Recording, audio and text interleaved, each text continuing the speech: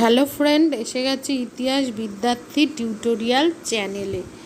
আজ আমি একাদশ শ্রেণীর দ্বিতীয় অধ্যায়ের একটা বিষয় নিয়ে আলোচনা করব। ইতিহাসের একটা কোশ্চেন নিয়ে আলোচনা করব।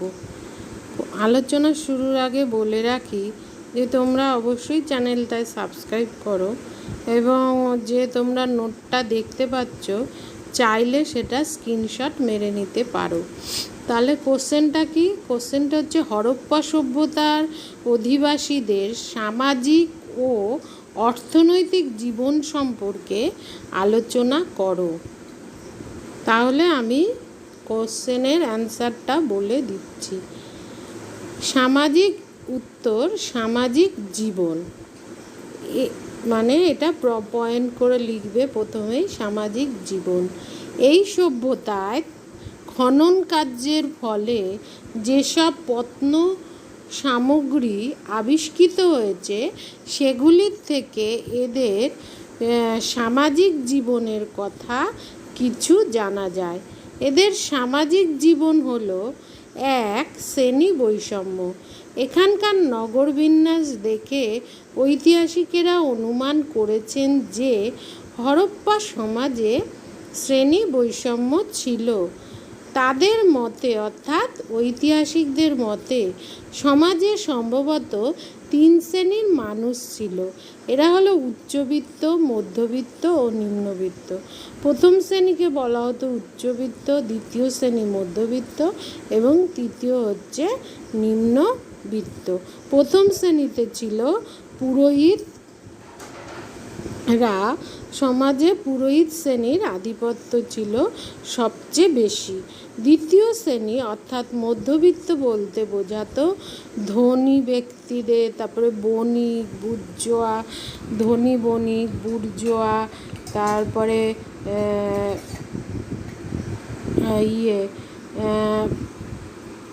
যোদ্ধাদের প্রভৃতিদের বলা হতো হচ্ছে মানে মধ্যবিত্ত।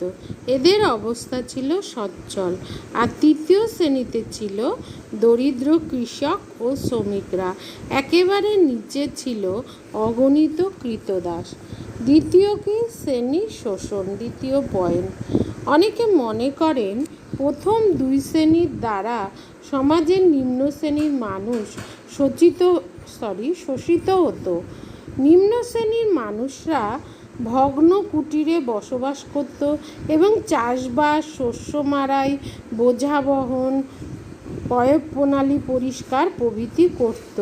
খাদ্য উদ্বৃত্ত হলেও তা উৎপাদনকারীদের ভোগ দেয়া হতো না, অর্থাৎ উৎপাদনকারীরা তা ভোগ করতে পারত না।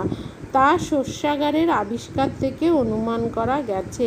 এখানে উচ্চবিত্তদেরই আধিপত্য লক্ষ্য করা যায়। উচ্চবিত্তরাই নিম্নবিত্তদের কী করত? শোষণ করত। পরের পয়েন্ট, খাদ্য। এই সভ্যতা মূলত কৃষি নির্ভর ছিল। মানুষ নিরামিষ, আমিষ দুই প্রকারই খাদ্য খেত। গম ও যব ছিল তাদের প্রধান খাদ্য। এছাড়া ভাত, ফলমূল, মটর, রাই, খেজুর, বাদাম, শাকসবজি, দুধ, মাছ, ডিম, মুরগি, গরু, ভেড়া এবং অন্যান্য পাখির মাংস এরা খেত। পরেরটা কি? 4 নম্বর, পশুপালন। গরু, ভেড়া, ছাগল, মহিষ, উট, শূকর প্রভৃতি পশুকে তারা পালন করত। মহিষ ও ষাঁড়কে চাষের কাজে লাগাতো। তবে ঘোড়াকে তারা পোষ মানিয়েছিল কিনা তা নিয়ে সন্দেহ আছে। তবে তারা বাঘ, হাতি, বাইসন, গন্ডার, ভাল্লুক, খরগোশের সঙ্গে পরিচিতি ছিল তাদের। পরের এটা কি? 5, পোশাক ও অলংকার। এরা সুতি ও পশমের পোশাক পরত। দেহের ঊর্ধ্বাংশ ও নিম্নাংশের জন্য এরা দুই ধরনের বস্ত্র ব্যবহার করত। স্ত্রী পুরুষ সকলেই লম্বা চুল রাখত। পুরুষরা বালা, হার, দুল প্রভৃতি এবং নারীরা বিভিন্ন ধরনের খোপা বাঁধত। এছাড়া তারা অর্থাৎ নারীরা সোনা, রূপা ও দামি পাথরের বিভিন্ন অলংকার ব্যবহার করত।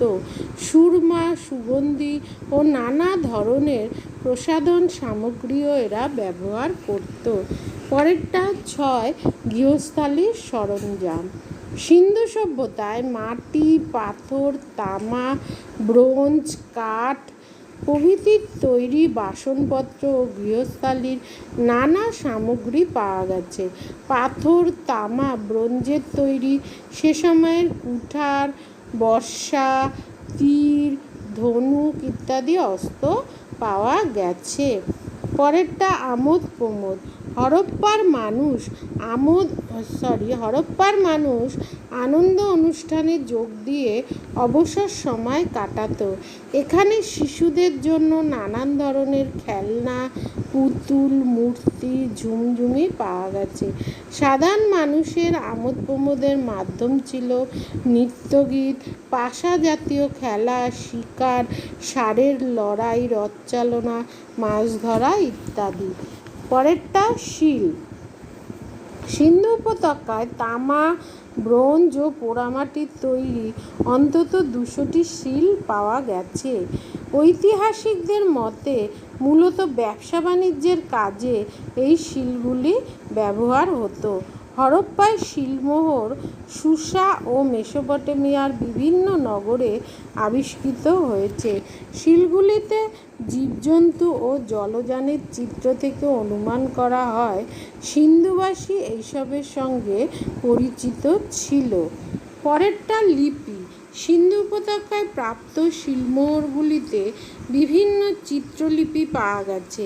এগুলি সিন্ধু লিপি নামে পরিচিত।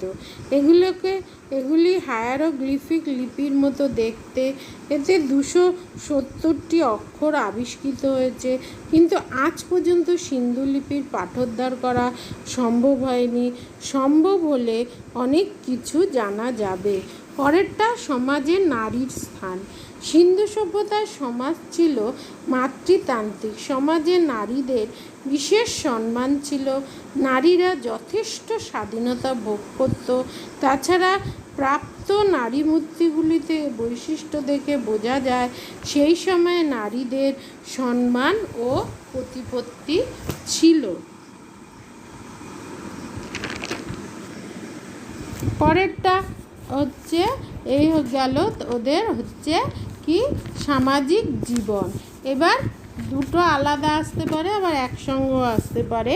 অর্থনৈতিক জীবন। এই সভ্যতার অধিবাসীরা বিভিন্ন অর্থনৈতিক কাজকর্মের সঙ্গে যুক্ত ছিল। কৃষি, পশুপালন, ব্যবসা বাণিজ্য, বিভিন্ন শিল্পের কাজ প্রভৃতি ছিল এখানকার অর্থনৈতিক কাজকর্মের প্রধান দিক। তাদের অর্থনৈতিক জীবন ছিল এক, কৃষিকাজ। এখানকার অধিবাসীদের প্রধান জীবিকা ছিল কৃষিকাজ। কালীবঙ্গানে প্রত্নতাত্ত্বিক উপাদান হিসাবে কাঠের লাঙল পাওয়া যায়, যা মানুষ টানত বলে ঐতিহাসিকরা মনে করেন। গ্রামে কৃষিকাজ চলত। নদী বিধৌত উর্বর জমি এবং প্রচুর বৃষ্টিপাত কৃষির অগ্রগতিতে সাহায্য করেছিল। এখানকার প্রধান কৃষিজ ফসল ছিল গম, যব, তুলো, তিল, ফলমূল, মটর, রাই, খেজুর, বাদাম, শাকসবজি ইত্যাদি। লোথাল ও রংপুরে ধান চাষের প্রমাণ পাওয়া গেছে। পরেরটা পশুপালন।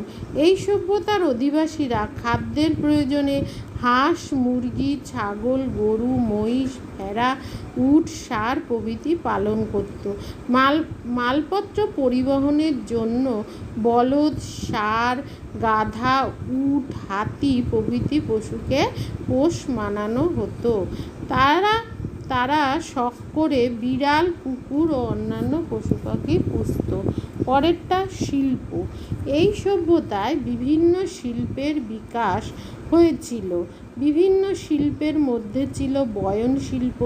এখানে উন্নত মানের তুলো উৎপাদিত হতো, যা বয়ন শিল্পে ব্যবহৃত হতো।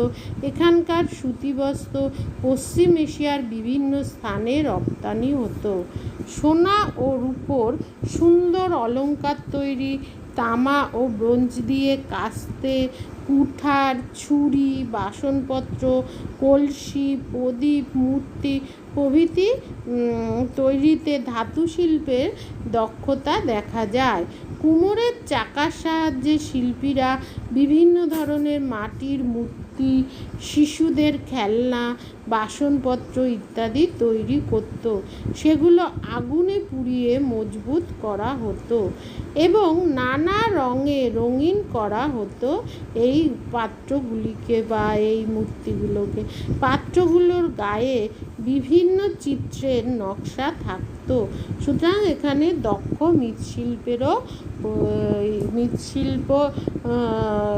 মৃৎশিল্পে দেখা যায়। পরেরটা, সুতরাং এরা মৃৎশিল্প দক্ষ ছিল।